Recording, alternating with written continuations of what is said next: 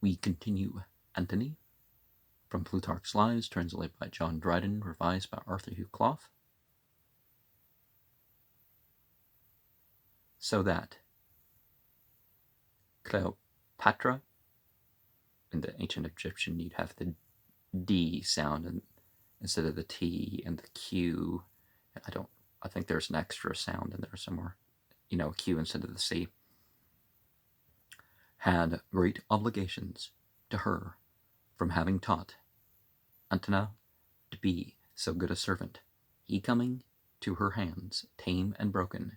into entire obedience to the commands of a mistress. He used to play all sorts of sportive, boyish tricks to keep Fulfia in good humor, as, for example, when Caesar, after his victory in Spain, was on his return,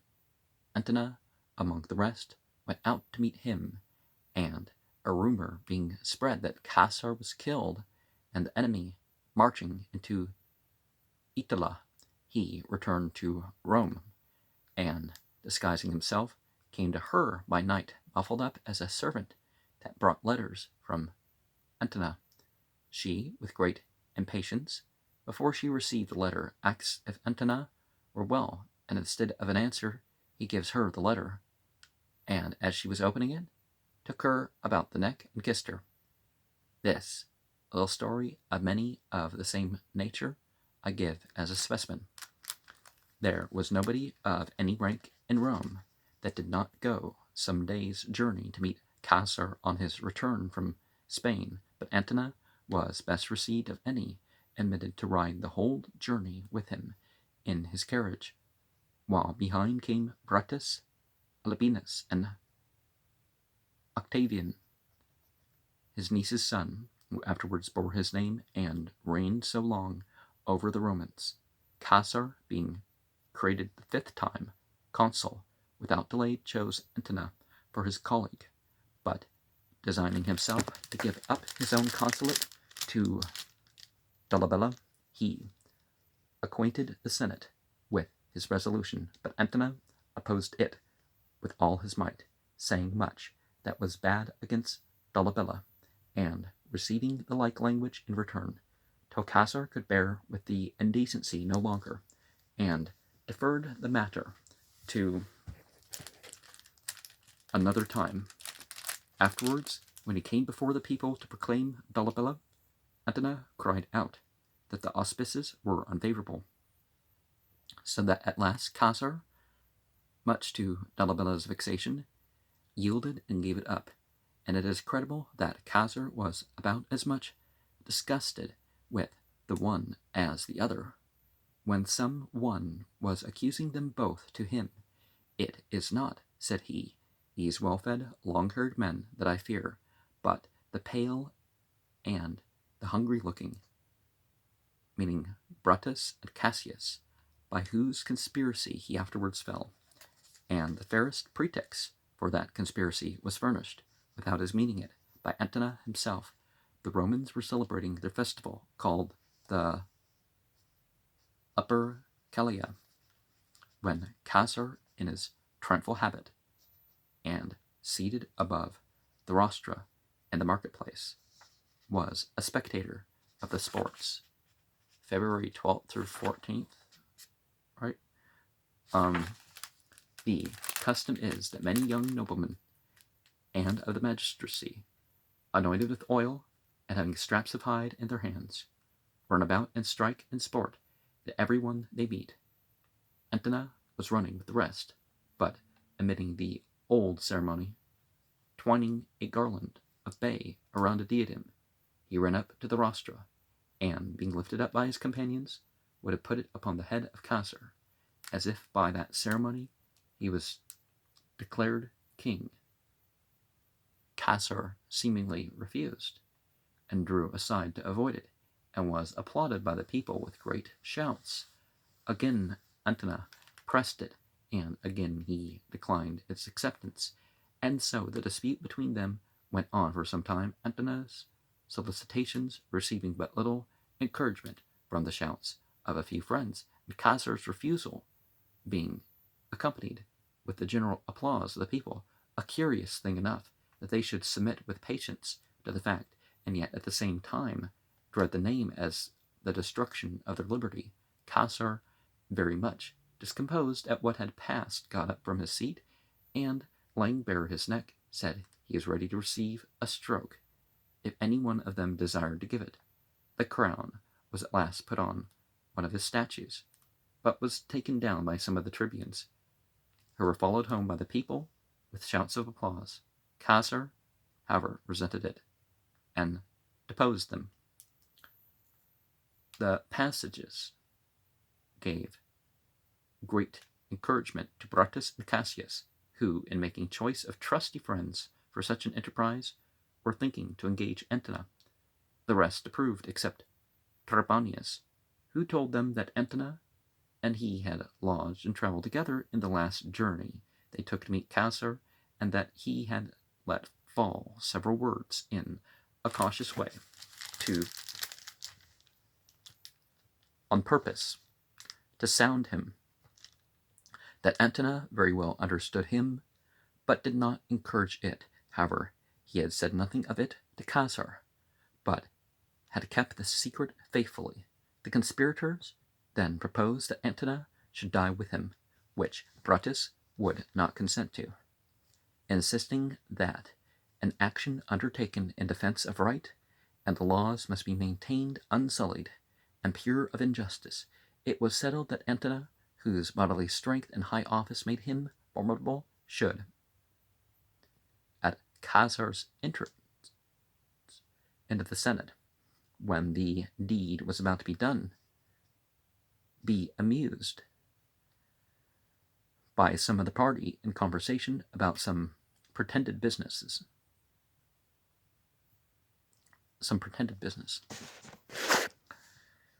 So when all was proceeded with according to their plan, and Caesar had fallen in the Senate house, Antony at the first moment took a servant's dress and hid himself, but understanding that the conspirators had assembled in the Capitol, and had no further design upon anyone, he persuaded them to come down, giving them his son as a hostage. That night Cassius supped at Antony's house, and Brutus with Lepidus. Antony then convened the Senate, and spoke in favor of an act of oblivion, and the appointment of Brutus and Cassius to provinces. These measures the Senate passed, and resolved that all Caesar's acts should remain in force. Thus Antony went out of the Senate with the highest possible reputation and esteem, for it was apparent that he had prevented a civil war, and had composed, in the wisest and most statesmanlike way, questions of the greatest difficulty and embarrassment. But these timid counsels were soon swept away by the tide of popular applause, and the prospect, if Brutus were overthrown, of being without doubt the ruler in chief. As Caesar's body was conveying to the tomb, Antony, according to the custom, was making his funeral oration in the marketplace, and perceiving the people to be infinitely affected with what he had said, he began to mingle with his praises language of commiseration and horror at what had happened, and as he was ending his speech, he took the underclothes of the dead and held them up, showing them stains of blood and the holes of the many stabs, calling those that had done this act villains and bloody murderers, all which excited the people to such indignation that they would not defer the funeral, but making a pile of tables and forms in the very marketplace, set fire to it, and every one, taking a brand, ran to the conspirators' houses to attack them. Upon this, Brutus and his whole party left the city, and Caesar's friends joined themselves to Antony. Calpurnia, Caesar's wife, lodged with him. The best part of the property, to the value of 4,000 talents, he also got into his hands. All Caesar's papers were contained journals of all he had done, and draughts of what he had designed to do, which Antony made good use of, For by this means he appointed what magistrates he pleased, brought whom he would into the Senate, recalled some from exile, others out of prison, and all this as ordered so by Caesar. The Romans in mockery gave those who were thus benefited the name of Coronites, since, if put to prove their patents, they must have recourse to the papers of the dead. In short, Antony's behavior in Rome was very absolute, he himself being consul, and his two brothers in great place, Caius the one being praetor, and Lucius the other tribune of the people. While matters went thus in Rome, the young Caesar's niece, son, and by testament left his heir, arrived at Rome from Apollonia, where he was when his uncle was killed. The first thing he did was to visit Antony, his father's friend. He spoke to him concerning the money that was in his hands, and reminded him of the legacy Caesar had made of 75 drachmas of every Roman citizen. Antony, at first, laughing at such discourse from so young a man, told him he wished he were in his health, and that he wanted good counsel and good friends to tell him the burden of being executor to Caesar would sit very uneasy upon his young shoulders. This was no answer to him, and when he persisted in demanding the property, Antony went on treating him injuriously, both in word and deed, opposed him when he stood for the tribune's office, and when he was taking steps for the dedication of his father's golden chair, as he had been enacted, he threatened to send him to prison if he did not give over soliciting the people. This made young Caesar, the C is the K sound, and the S is S, apply himself to Cicero and all those that hated Antony. By them he was recommended to the Senate, while he himself courted the people and drew together the soldiers from their settlements, till Antony got alarmed and gave him a meeting in the Capitol, where, after some words, they came to an accommodation. That night, Antony had a very unlucky dream. Well,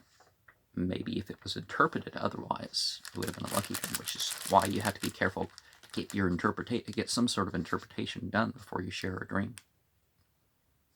Fancying that his right hand was thunderstruck, and yeah, I know I don't always share that when I share a vision or dream that I'm an interpretation, and I'm also not saying that everything is just straight up subjective either. And some few days after, he was informed that Caesar was plotting to take his life. Caesar explained, but was not believed, so that the breach was now made as wide as ever. Each of them hurried about all through Epila to engage by great offers, the old soldiers that lay scattered in their settlements, and to be the first to secure the troops that still remained undischarged. Cicero was at this time the man of the greatest influence in Rome. He made use of all his art to exasperate the people against Antony,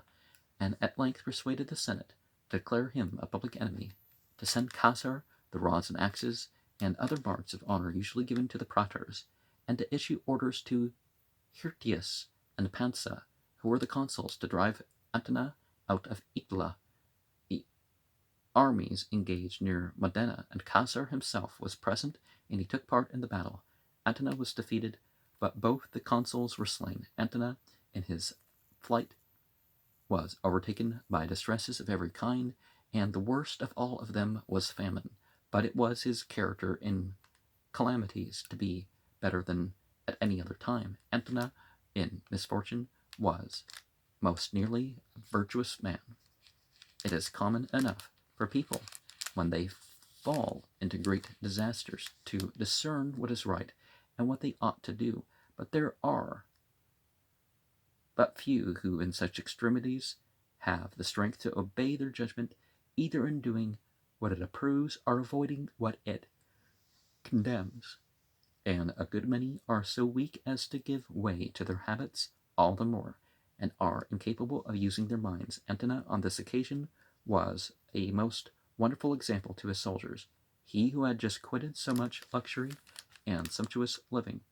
made no difficulty now of drinking foul water, and feeding on wild fruits and roots. Nay, it is related, they ate the very bark of trees, and in passing over the Alps lived upon creatures that no one before had ever been willing to touch. Well, one has to figure out at some point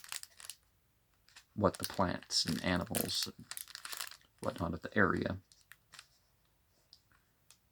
are good for or not resource-wise.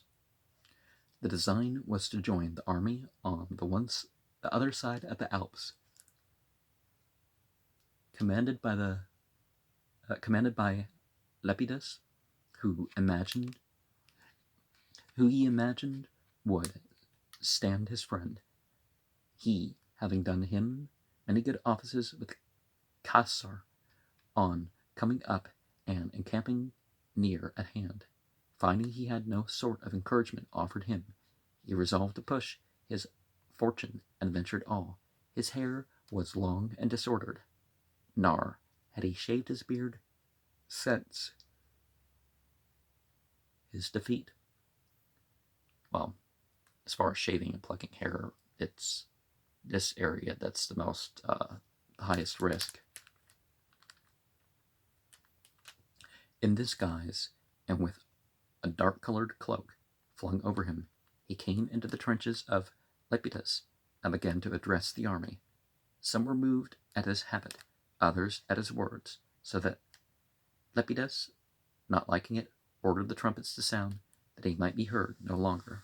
This raised in the soldiers yet a greater pity, so that they resolved to confer secretly with him, and dressed Lalius and Claudius in women's clothes, and sent them to see him. They advised him, without delay, to attack Lepidus's trenches, assuring him that a strong party would receive him, and, if he wished it, would kill Lepidus. Antony, however, had no wish for this, but the next morning marched his army to pass over the river that parted the two camps. He was himself the first man that stepped in, and as he went through towards the other bank, he saw Lepidus's soldiers in great numbers, reaching out their hands to help him, and beating down the works to make him way. Being entered into the camp, and finding himself absolute master, he nevertheless treated Lepidus with the greatest civility, and gave him the title of father when he spoke to him. And though he had everything at his own command, he left him the honor of being called the general. This very message brought over to him Latius Plancus, who was not far off, with a considerable force. Thus, in great strength, he repassed the Alps, leading with him into Italy 17 legions and 10,000 horses, besides 6 legions, which he left in garrison under the command of Varius, one of his familiar friends and boon companions, whom they used to call by the nickname of Catalan. Don't know what that means. Caesar, perceiving that Cicero's wishes were for liberty, had ceased to pay any further regard to him, and was now employing the mediation of his friends to come to a good understanding with Antony. They both met together with Lepidus in a small island, where the conference lasted 3 days. The empire was soon determined of, it being divided amongst them as if it had been their paternal inheritance. That which gave them all the trouble was to agree who should be put to death, each of them desiring to destroy his enemies and to save his friends. But in the end, animosity to those they hated carried the day against respect for relations and affection for friends, and Caesar sacrificed Cicero to Antony. Antony gave up his uncle Lucius Caesar and Lepidus received permission to murder his brother Paulus, or as others say, yielded his brother to them. Either way, that's not cool, unless there was some sort of executable offense that the guy already did that, we're not hearing of or something. I do not believe anything ever took place more truly savage or barbarous than this composition, for in this exchange of blood for blood, they were equally guilty of the lives they surrendered and of those they took, are indeed more guilty in the case of their friends, for whose deaths they had not even the justification of hatred. And someone was complaining about a certain organization they didn't kill that many people, less than a death per member, less than a death per 1,000 members was the thing, but they all took part in it. But this is a lot more compact than that, right? To complete the reconciliation, the soldiery coming about them to demand that confirmation should be given to it by some alliance of marriage, Caesar should marry Claudia, the daughter of Fulvia, Fulvia,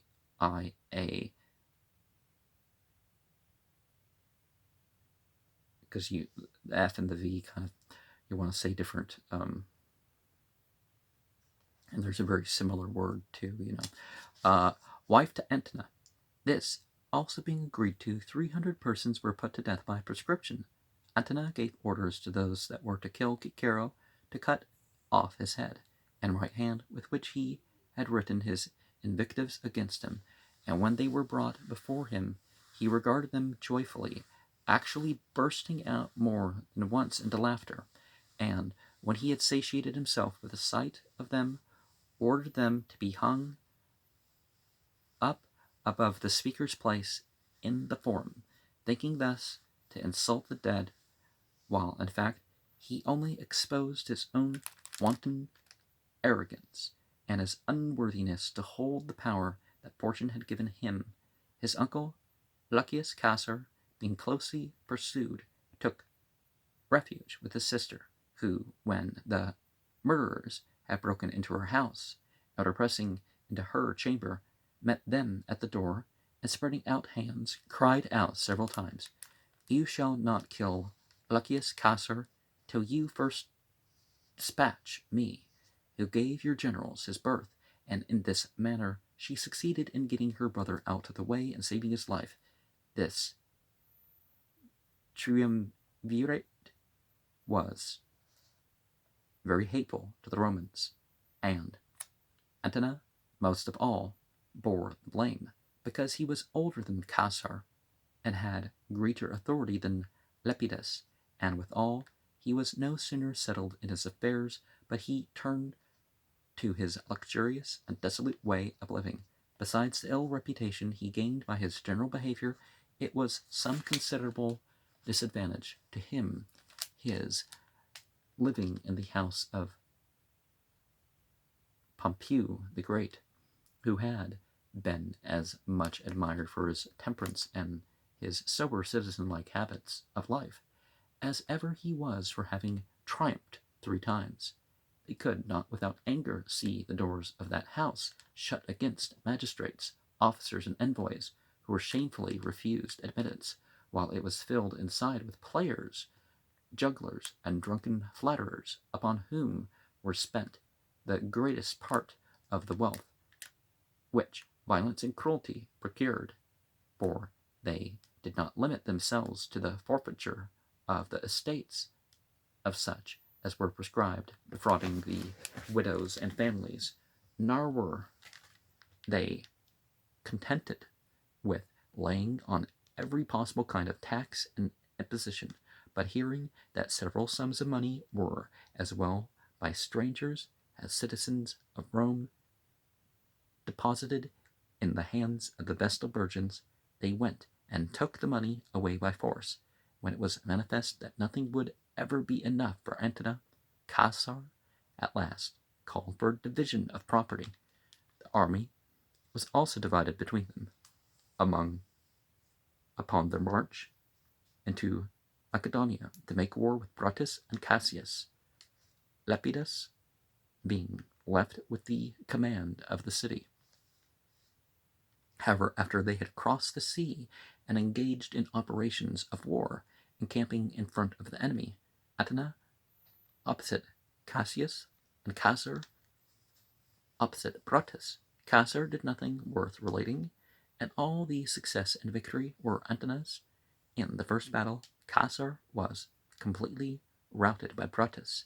his camp taken, he himself very narrowly escaping by flight. As he himself writes in his memoirs, he retired before the battle on account of a dream which one of his friends had, but Antony, on the other hand, defeated Cassius, though some have written that he was not actually present in the engagement, and only joined afterwards in the pursuit. Cassius was killed at his own entreaty and order by one of his most trusted freedmen. Pindarus, not being aware of Brutus's victory, after a few days' interval, they fought another battle, in which Brutus lost the day and slew himself, and Caesar being sick, Antony had almost all the honor of the victory. Standing over Brutus's dead body, he uttered a few words of reproach upon him for the death of his brother Caius, who had been executed by Brutus's order in Macedonia in revenge of Cicero, but saying presently that Hortensius was most to blame for it, he gave order for his being slain upon his brother's tomb, and throwing his own scarlet mantle, which was of great value, upon the body of Brutus, he gave charge to one of his own freedmen to take care of his funeral. This man, as Antony came to understand, did not leave the mantle with the corpse, but kept both it and a good part of the money that should have been spent in the funeral for himself, for which he had him put to death. But Caesar was conveyed to Rome, no one expecting that he would long survive. Antony, proposing to go with the eastern provinces to lay them under contribution, entered Greece with a large force. The promise had been made that every common soldier should receive for his pay 5,000 drachmas, so it was likely there would be need of pretty severe taxing and levying to raise money. However, to the Greeks he showed at first reason and moderation enough. He gratified his love of amusement by hearing the learned men dispute, by seeing the games and undergoing initiation. And in judicial matters he was equitable, taking pleasure in being styled a lover of Greece, but above all in being called a lover of Athens, to which city he made very considerable presents. The people of Megara wished to let him know that they also had something to show him, and invited him to come and see their senate house. So he went and examined it, and on their asking him how he liked it, told them it was not very large, but extremely ruinous.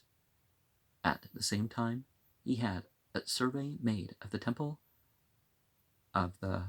Pythian Apollo, as if he had designed to repair it, and indeed he had declared to the Senate his intention to do so. However, leaving Lucius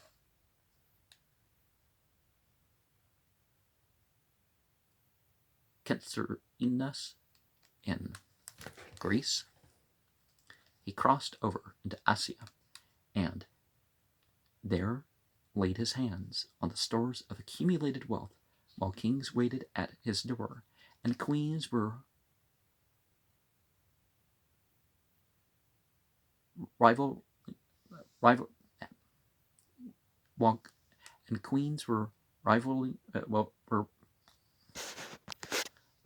rivaling one another. Who should make him the greatest presents or appear most charming in his eyes? Thus, whilst Caesar in Rome was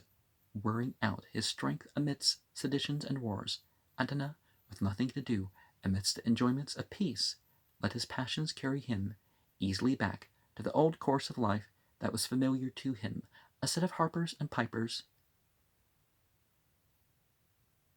Anaxenor and Zethus, dancing man, Petrodorus, and a whole Bacchic rout of the like Asiatic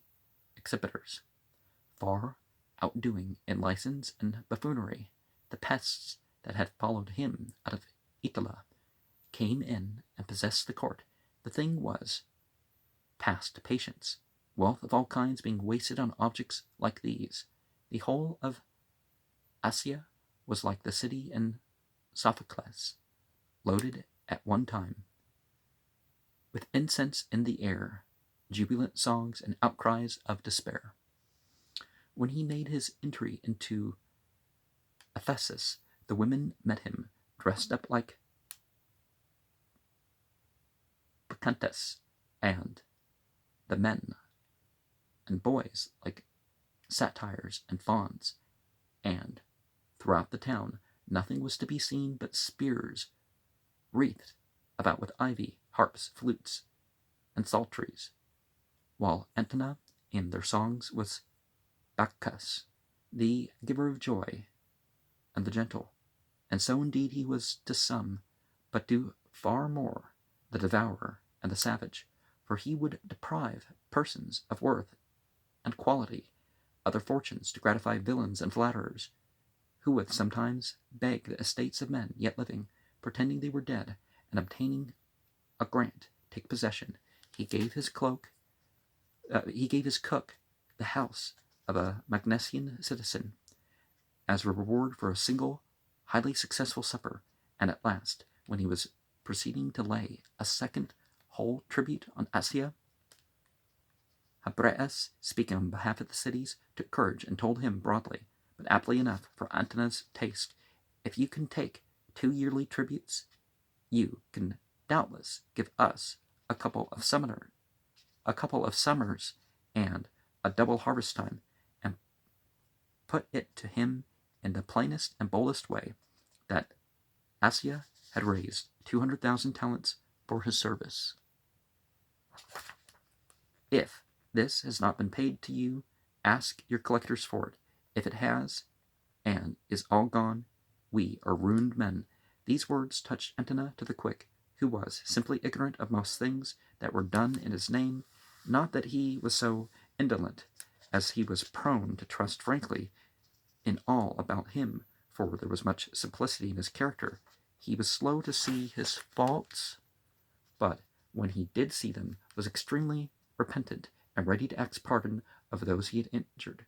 prodigal in his acts of reparation and severe in his punishments, but his generosity was much more extravagant than his severity. His raillery was sharp and insulting, but the edge of it was taken off by his readiness to submit to any kind of repartee, for he was as well contented to be rallied as he was pleased to rally others.